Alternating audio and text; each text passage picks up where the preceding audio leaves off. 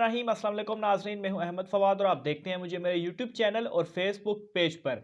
नाजरीन, तहरीक लब्बैक पाकिस्तान का जो धरना है, इस हवाले से बहुत अहम तफसीलात बड़ी मेहनत से मैंने इकट्ठी की हैं, वो आपके साथ मैं शेयर करूंगा। सबसे पहली चीज़ कि तहरीक लब्बैक पाकिस्तान के जो धरना है, इसमें लोग कितने हैं, इसमें आदमी कितने हैं, कितने लोग मार्च कर रहे हैं इस्लामाबाद की तरफ और इस्लामाबाद फैज़ाबाद के मुकाम पर वो धरना देंगे। अहम इदारों की रिपोर्ट्स हैं और कितने लोग हैं, जो फिगर्स हैं नाज़रीन, वो मैं आज के इस व्लॉग में आपके सामने रखने जा रहा हूं। और दूसरी सबसे बड़ी खबर, जो मुज़ाकरात थे तहरीक लब्बैक पाकिस्तान और हुकूमत के दरमियान, वो मुज़ाकरात नाकाम हो चुके हैं।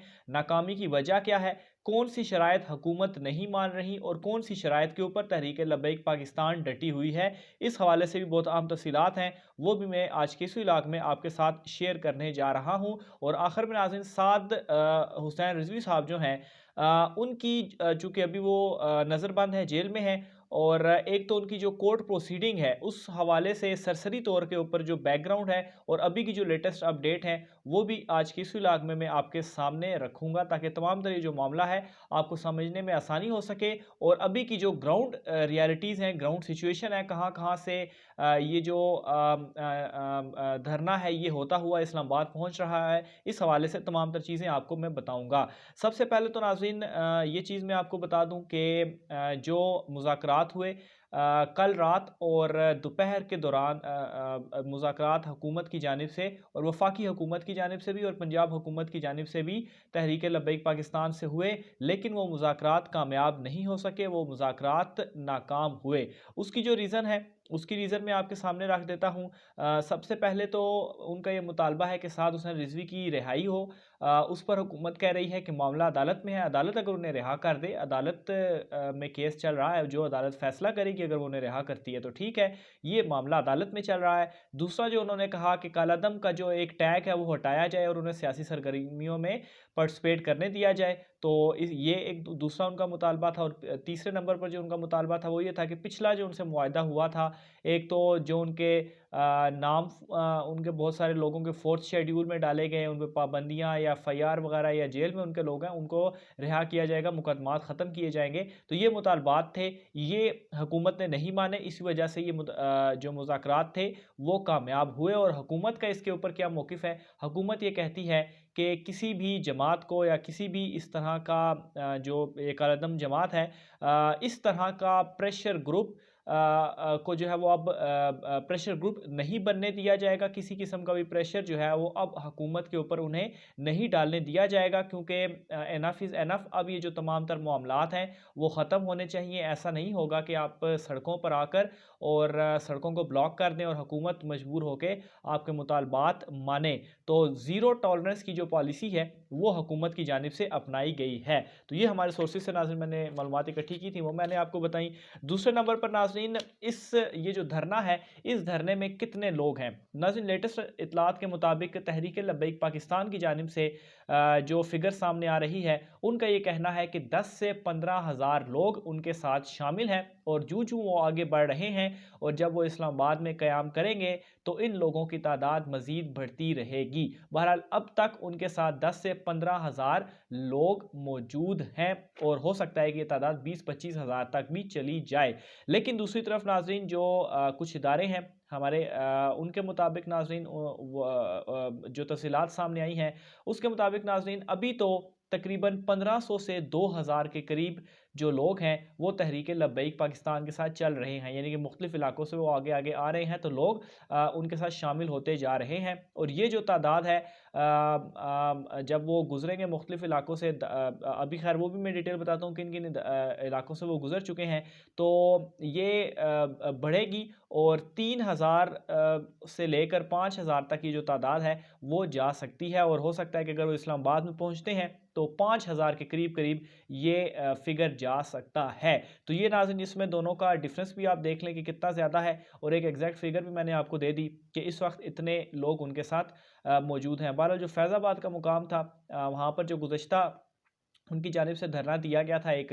तो उस वक़्त भी ये नहीं था कि कोई 15-20 हज़ार लोग हों, हज़ारों में थे, लेकिन 15-20 हज़ार एक मेरी ज़ाती प्रेडिक्शन है वो नहीं थे। तो बहरहाल 3 से 5 के करीब-करीब और ज़्यादा से ज़्यादा 5,000 के करीब लोग इनके साथ हो सकते हैं। अगर ये धरना इनका ज़ोर पकड़ता है और फैज़ाबाद में ये पहुँच जाते हैं और वहाँ पर धरना देकर बैठ जाते हैं, तो ऑब्वियसली मुख्तलिफ़ इलाकों से फिर लोग इन्हें फैज़ाबाद के मुकाम पर जॉइन करते रहेंगे। अच्छा, अभी तक की नाज़रीन जो लेटेस्ट इत्तलात हैं कि ये धरना किन-किन जगहों से होकर आ चुका है, वो मैं आपको बता देता हूँ। तो यतीम खाना जो चौक है, वहाँ से इस धरने का आगाज़ हुआ, वहाँ से ये निकला और निकल कर एमए कॉलेज वाला जो रास्ता था, जो कि बंद था, उस रास्ते पर ये पहुँचा, झड़प वहाँ पर हुई, लेकिन वहाँ से निकलने में ये कामयाब हुए, आगे आने में कामयाब हुए।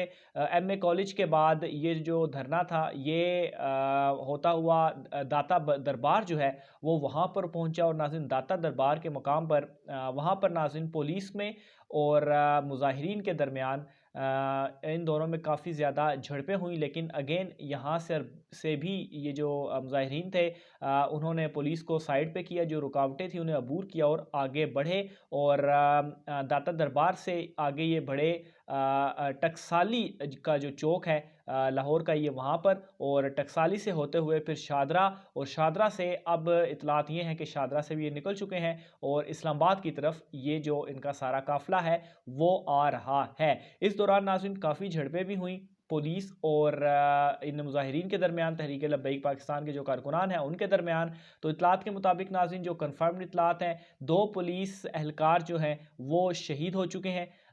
3 की इतलात आ रही हैं, लेकिन कन्फर्म जो कि पुलिस ने भी बता दिया है वो 2 हैं जो कि शहीद हो चुके हैं। इसके अलावा तहरीक लब्बैक पाकिस्तान की जानिब से भी क्लेम किया जा रहा है कि उनके भी कुछ लोग शहीद हुए हैं। बहरहाल तहरीक लब्बैक पाकिस्तान के हवाले से किसी तरह की कन्फर्मेशन किसी ज़राए से नहीं मिली कि उनके लोग शहीद हुए हैं। बहरहाल ज़ख्मी होने की इतलात मौजूद हैं, ज़ख्मी हुए हैं। शोहदा का चूँकि पुलिस ने खुद ये बता दिया है कि 2 लोग उनके शहीद हुए हैं, तो इस वजह से मैं आपको ये जो खबर है वो दे रहा हूँ। बाकी तहरीक लब्बैक पाकिस्तान हो सकता है हुए भी हों, ना भी हों, बहरहाल इस हवाले से कोई मुसद्दक़ा इतलात मौजूद नहीं है। ज़ख्मी होने की इतलात मौजूद हैं। अच्छा, अब आखिर में मैं आपको जो केस है साद रिज़वी साहब के ऊपर, उसके हवाले से आपको अपडेट दे दूँ। ये जो मुकदमा था सबसे पहले अदालत में चलता रहा, इनको जब नज़रबंद और अरेस्ट वगैरह किया गया, वहाँ से सबसे पहले अदालत ने इन्हें रिहाई का इनकी हुक्म जारी कर दिया। उस रिहाई के हुक्म के बाद क्या होता है कि वफाकी रिव्यू बोर्ड है, वहाँ पर ये जाते हैं और वहाँ पर ये कहते हैं कि इनकी जो नज़रबंदी है उसे एक्सटेंड किया जाए, लेकिन वो एक्सटेंड नहीं होती। और अच्छा, जो ग्राउंड दिए जाते हैं वो ये कहा जाता है कि चूँकि एक तो बारह रबी अव्वल भी है और दूसरा खादिम हुसैन रिजवी साहब जो कि इनके वालिद साहब हैं, वो भी 19 नवंबर को क्योंकि उनकी डेथ हुई थी, तो उनका भी फर्स्ट जो साल है वो आ रहा है। तो ऑब्वियसली इस दौरान बहुत ज़्यादा लोगों के बाहर निकलने का खदशा है, तो ये नज़र बंद रहे तो वो ज़्यादा बेहतर रहेगा। और साथ ही साथ अच्छा, इसमें होता क्या है कि ये उनकी तरफ से ग्राउंड लिए जाते हैं, लेकिन आखिर में ये दरख्वास्त वापस खुद ही ले ली जाती है।